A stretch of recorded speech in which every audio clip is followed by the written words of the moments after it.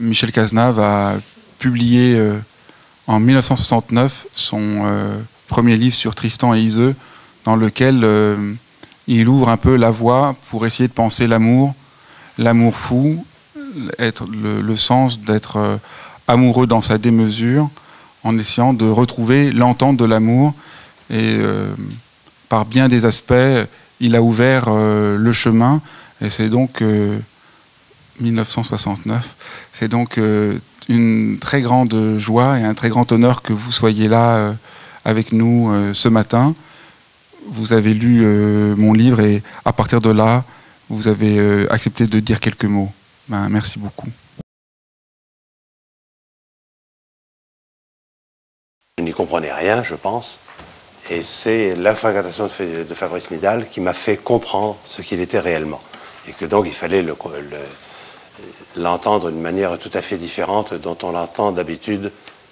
en Occident. Et particulièrement, j'ai été très très sensible, parce que je crois que c'est quelque chose qui aura à voir directement avec l'amour, à la dimension qu'il m'a révélée, qui est extrêmement proche de la tradition dans laquelle je me suis développé, qui est la tradition de ce qu'on appelle la théologie négative en Occident. C'est-à-dire cette idée qu'il y a ce que traditionnellement nous avons appelé Dieu, mais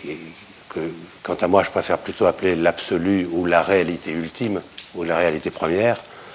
et que de cette réalité, on ne peut strictement rien dire. Parce qu'elle est au-delà de toute catégorie, au-delà de toute pensée,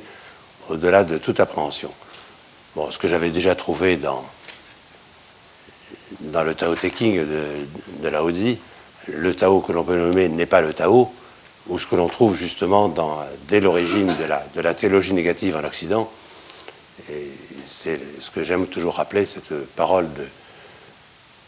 de Saint Grégoire de Nice, qui déclarait si tu parles de Dieu, alors tu es au moins sûr d'une chose, c'est que tu ne parles pas de lui. Autrement dit, dès qu'on peut le dénommer, dès qu'on peut l'enfermer dans un concept, on est sûr qu'on est en train de le rater. Et de ce point de vue-là, justement, je pense que l'œuvre de Fabrice Midal est absolument incontournable et absolument indispensable, dans la mesure où, au-delà de tous les fantasmes que nous avons eus en Occident sur le phénomène amoureux, il nous ramène à cette vérité la plus profonde, c'est que l'amour en tant que tel est enraciné dans cette réalité au-delà de toute réalité, et que d'une certaine manière, de l'amour, on ne peut rien dire. Alors, on peut se demander pourquoi Fabrice Midal a écrit un livre dessus, pourquoi moi-même j'ai écrit 3 ou 4 livres sur ce sujet, mais c'est toujours la façon dont on essaie d'aborder quelque chose, de se le représenter à soi-même, en sachant bien qu'on ne peut le faire que par négation successive, à la limite même parfois négation de la négation, ce qui nous amène à un certain discours positif, à condition de bien savoir ce discours positif est entièrement relatif, et que dans l'amour, il y a au cœur même, me semble-t-il, et c'est là quelque chose sur quoi Fabrice attire particulièrement l'attention, et qui me semble assez révolutionnaire dans notre tradition, dans notre culture, à savoir qu'on est confronté au mystère même, au mystère de la personne en face de soi, et à la limite au mystère de soi-même en face de cette personne qui elle-même est un mystère. Et que, lorsque je me sers du mot mystère, évidemment, il faut le ramener à sa racine étymologique, le verbe muein en grec, qui veut dire se taire, c'est-à-dire quelque chose qui n'est pas de l'ordre du disciple, qui n'est pas de l'ordre de l'exprimable, et où on se trouve devant cette idée que finalement, la personne que nous aimons sera toujours un mystère, et je dirais tant mieux, de cette manière, parce qu'on n'en aura jamais fait le tour, parce qu'il y aura toujours quelque chose à découvrir, et de ce point de vue-là, évidemment, je suis ramené à nouveau à Saint Grégoire de Nice, et particulièrement à ses commentaires sur un texte que je trouve absolument admirable, qui est le Cantique des Cantiques, même si souvent il a été si mal compris, dans lequel il essaie de montrer que dans sa 8e homélie, si je me rappelle bien, sur la Cantique des Cantiques, il déclare que l'on va de commencement en commencement sans fin, et que dès que l'on a atteint l'infini, on sait que l'infini est encore derrière, et que d'une certaine manière, d'une certaine façon, il y aura toujours un chemin à parcourir. Et de ce point de vue-là, il me semble que l'amour, c'est à la fois au-delà, je suis très engagé dans le milieu psychanalytique, donc je me permets d'être très critique vis-à-vis de la psychanalyse, mais de ce point de vue-là, l'amour n'est certainement pas de l'ordre de la pathologie, comme on nous le présente d'habitude, de cette espèce de passion qui détruirait le moi, mais beaucoup plus justement le dépassement du moi, l'ouverture à quelque chose qui nous dépasse, qui nous surpasse de partout, et de cette façon la manière d'accueillir le mystère et le mystère de la personne. Je reconnais que, étant donné mon expérience de vie, lorsque je parle de l'amour, c'est du phénomène amoureux que je parle. Et ce mystère de la personne qui nous appellera toujours à le découvrir et qui nous appelle sans arrêt à nous abandonner à elle. C'est-à-dire que précisément, au-delà du moi, encore faut-il que le moi soit construit, bien entendu, mais au-delà du moi, il y a cette manière de se perdre soi-même, de se perdre dans l'autre. Alors ça, je sais que généralement c'est considéré comme la pathologie suprême, d'une certaine manière, mais de se perdre dans l'autre comme on se perd en Dieu. Et je suis désolé, je vais être peut-être provoquant pour certains d'entre vous, mais je pense, quant à moi, que la femme que j'ai aimée durant toute ma vie, pendant des dizaines d'années, et la femme que j'aime actuellement, la première étant disparue, c'est la face de Dieu elle-même, et que c'est l'absolu même que je vis et que je vois dans sa figure. Et que de ce point de vue-là, il faut admettre que l'amour est quelque chose qui nous traverse, et qu'à la limite, c'est presque de l'abus de langage de dire « je suis amoureux ». Je devrais beaucoup plus dire « l'amour me prend, l'amour se saisit de moi », et puis il y a quelque chose qui passe de l'absolu sur laquelle je suis fondé vers l'absolu que je vois dans la personne, et d'une certaine manière, je ne suis que le canal de cet amour. Ce qui veut dire en même temps, alors là-dessus, je vous renvoie à tout ce que dit Fabrice Midal sur la poétesse Sappho, dans la Grèce antique, dans laquelle précisément, ce n'est jamais j'aime de cette manière, mais beaucoup plus l'amour est en moi, l'amour me traverse, et la manière dont on est, je dirais, quasiment incendié par cet amour, et accepter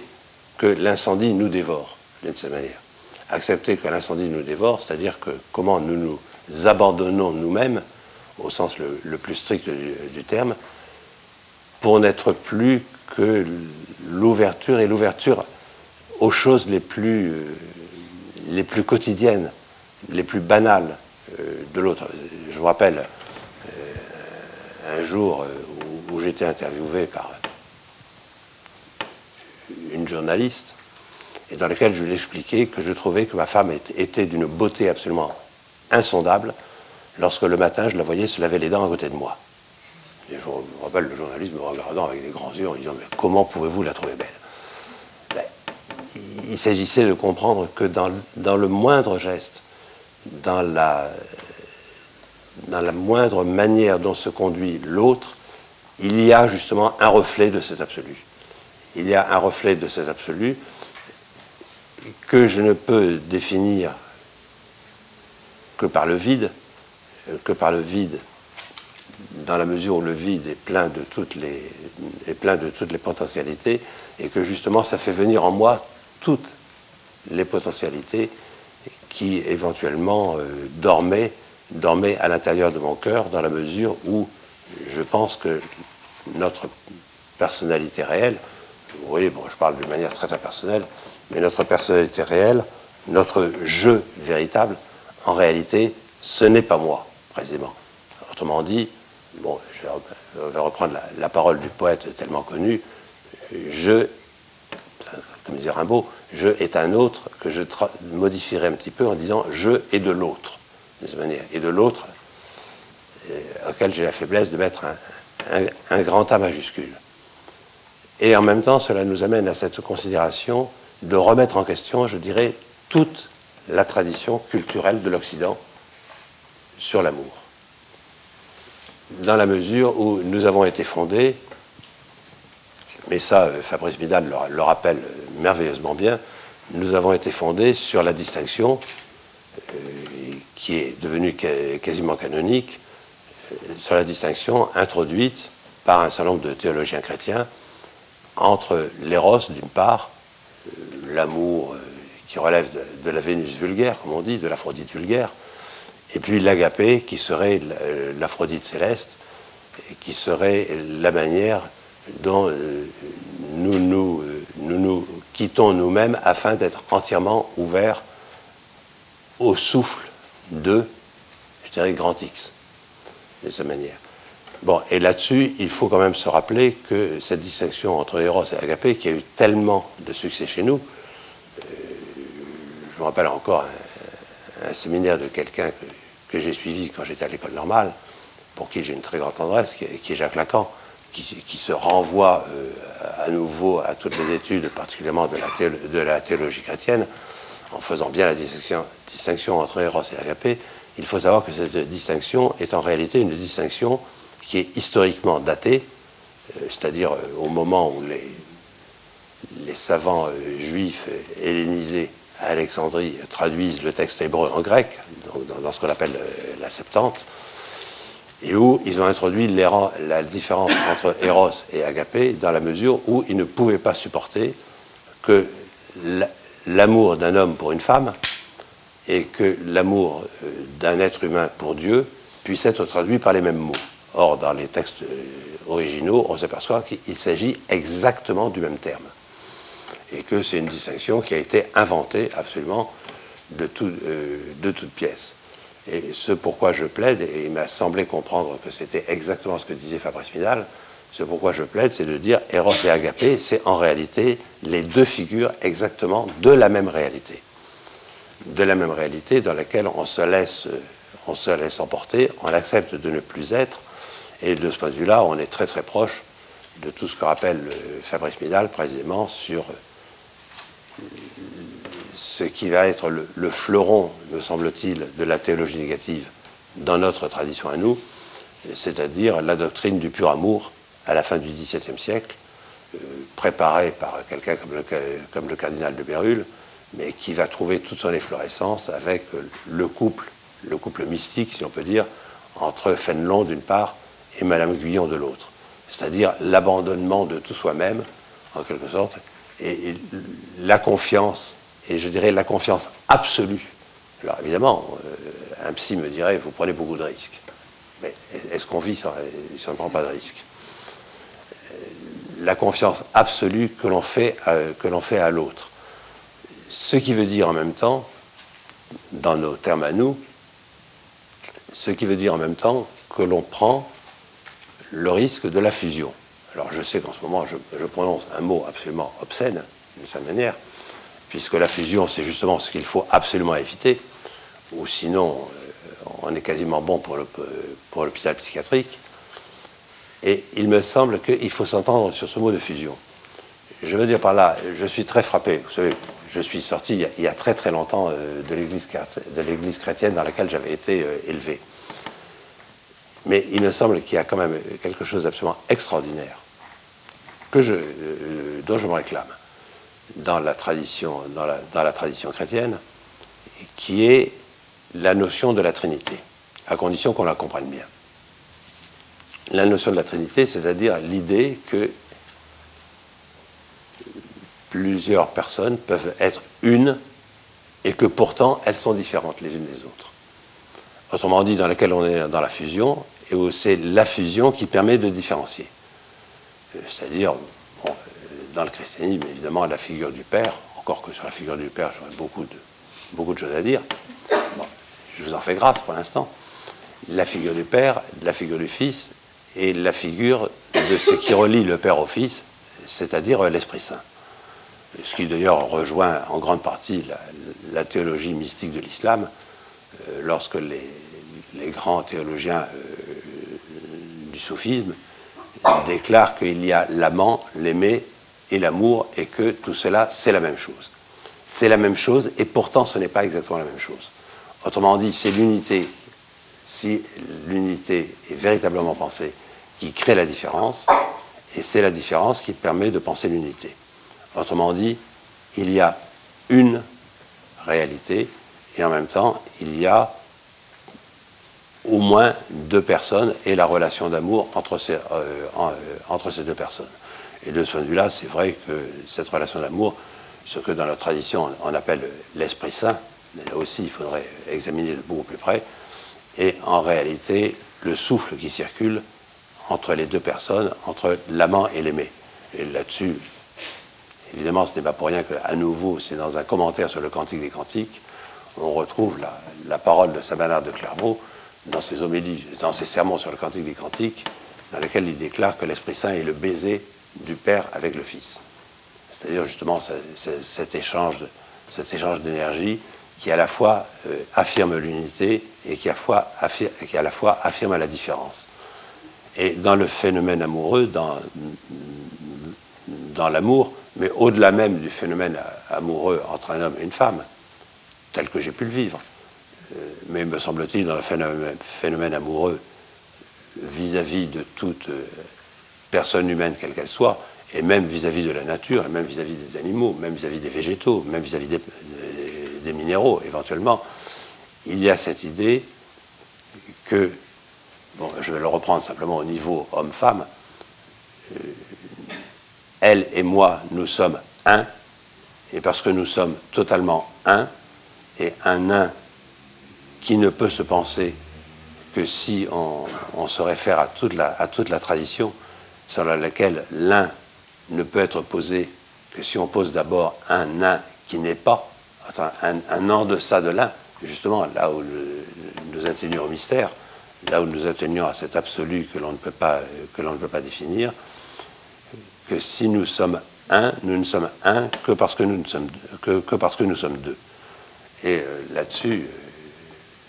j'espère que Fabrice me pardonnera, mais la manière dont je suis obsédé par certains thèmes, je ne peux pas m'empêcher évidemment de penser au second acte de cet immense opéra qui est celui de Wagner, Tristan et Isolde, dans lequel, alors qu'ils sont dans l'extase, dans la nuit et dans le jardin, à un moment ils disent Tristan chante, je ne suis plus Tristan, je suis Isolde. Isolde chante, je ne suis plus Isolde, je suis Tristan. Et puis elle se reprend tout de suite et elle dit, et pourtant nous sommes Tristan et Isolde. C'est-à-dire que précisément, ils sont Tristan et Isolde parce qu'il y a Tristan et Isolde. Et ce que j'essaie de faire comprendre, c'est que justement, dans ce phénomène de fusion, à la fois on est un, et à la fois on sait très bien que d'un point de vue existentiel, on est deux. Et que cette fusion, elle n'existe que parce que précisément, nous sommes deux. Ce qui suppose, effectivement, je le sais bien, que l'amour soit vécu comme une sorte d'aventure, et que, d'une certaine façon, on est obligé de remettre en cause, je dirais, tout ce que nous a légué notre culture. Et c'est ma manière, moi, d'entendre à un certain niveau, tout au moins, le titre même du livre de Fabrice, « Et si de l'amour on ne savait rien », et à laquelle je réponds, c'est vrai, d'une manière peut-être un petit peu orgueilleuse, je pense qu'en Occident, de l'amour, nous n'avons jamais rien su. Nous n'avons pratiquement jamais rien su, où on l'a su peut-être au début du Moyen-Âge, avec la légende de Tristan, précisément, enfin, surtout complètement en dehors de tous les commentaires que l'on a fait dessus. Je pense particulièrement, évidemment, à l'étude de Denis de Rougemont, le fameux « L'amour et l'Occident », qui offre quand même un très gros désavantage. C'est qu'à l'évidence, l'auteur n'a jamais lu une ligne de Tristan et Iseult. D'ailleurs, à travers les références qu'il fait, on voit très bien qu'il ne sait pas de quoi il parle. Et comme si, justement, ça avait été quelque chose qui ne pouvait pas être reçu, dans la mesure où la rencontre entre un homme et une femme ne pouvait, je suis désolé, mais enfin, ça c'est ma vie, donc c'est à partir de cela que je parle, la rencontre entre un homme et une femme ne pouvait être pensée qu'en purs termes économiques ou en purs termes théologiques, c'est-à-dire on se trouve dans cette espèce d'idéologie du mariage. Et je ne suis pas du tout contre le mariage, j'ai été marié pendant 40 ans, je le répète jusqu'à la mort de ma femme, mais une idéologie du mariage dans laquelle le but est d'abord et avant tout la procréation. Alors que dans l'amour, ce n'est absolument pas de cela qu'il s'agit, c'est beaucoup plus précisément de la manière dont chacun, alors vous me direz que c'est assez mystérieux, et je le sais bien, mais dont chacun se perd pour n'être plus que la façon dont il est brûlé, dont il est consumé par l'autre. Alors vous me direz que si les deux se consument, à la limite, il ne reste plus rien. Et c'est précisément parce qu'il ne reste plus rien que nous sommes dans toute la beauté de la chose. Et je dirais c'est parce qu'il ne reste plus rien que nous sommes tout, d'une certaine manière. Et que c'est cela qu'il s'agit de vivre. Et j'ai été d'autant plus sensible dans le livre de Fabrice, par exemple à toutes les considérations qu'il amène, et je pense la compréhension extrêmement profonde qu'il a de ce qu'est la poésie dans la mesure où, me semble-t-il, il n'y a pas d'amour qui ne soit d'abord et profondément une poésie, de la même manière que, en tant que poète, je me demande, enfin, poète, ayant commis des œuvres de poésie, je me demande si toute poésie n'est pas d'abord et avant tout un acte d'amour, mais un acte d'amour universel presque, vis-à-vis, je le répète, de l'ensemble de la création, tout en sachant bien que cette création n'est que l'émanation ou la figuration de ce vide au-delà de tout, et où, à travers l'exemple qu'il prend, qui est celui de Marina Tsvetaeva, on sent bien que l'aventure à laquelle nous sommes conviés est une aventure dans laquelle il faut tout risquer, et où à la limite, si on ne risque pas tout, je pense que nous ne sommes pas dans l'amour, ou alors nous sommes dans ce que j'appelais l'abus de langage, d'une certaine façon, et que, en fin de compte, de cet amour, nous avons à tout redécouvrir, à condition qu'on donne véritablement tout son sérieux au mot de poésie, à condition qu'on comprenne bien que la poésie, ce n'est pas simplement une technique poétique, ce n'est pas simplement, je dirais, un épanchement élégiaque, mais c'est précisément la manière dont on accepte d'être pris dans une sorte de feu central, ce fameux feu dont vous avez peut-être entendu parler dans l'apologue Soufi, dans laquelle le papillon ne connaît le feu que s'il se jette dedans, que s'il se brûle dedans, et où, d'une certaine manière, il n'y a d'amour que si c'est l'ouverture à cette réalité, je vais me servir de ce mot, j'espère que vous entendrez ce que je veux dire par là, l'ouverture à cette réalité qu'est la transcendance, mais la transcendance de ce qui est précisément au-delà de toutes nos catégories, au-delà de tout ce que nous pouvons en dire, à condition que l'on comprenne que cette transcendance est en même temps au plus profond de notre cœur. Et que d'une certaine manière, c'est cette ouverture complète, ce risque complet, qui nous fait être, en tant que personne qui a pris conscience, je dirais, du vide central qu'il habite, c'est-à-dire cette transcendance qui le trou, qui d'une certaine manière, pour me servir d'un terme que je n'aime pas beaucoup, le crucifie de partout, à condition que l'on comprenne que cette crucifixion, c'est précisément la manière dont on renonce à soi-même en faveur d'une réalité beaucoup plus profonde, beaucoup plus haute, dans laquelle nous nous découvrons dans notre inexistence, qui est, pardonnez-moi le langage paradoxal dont je me sers, cette inexistence qui est peut-être notre existence la plus certaine et la plus profonde. Voilà, Fabrice, vous m'aviez dit une demi-heure, je regarde ma montre, 29 minutes, donc je m'arrête.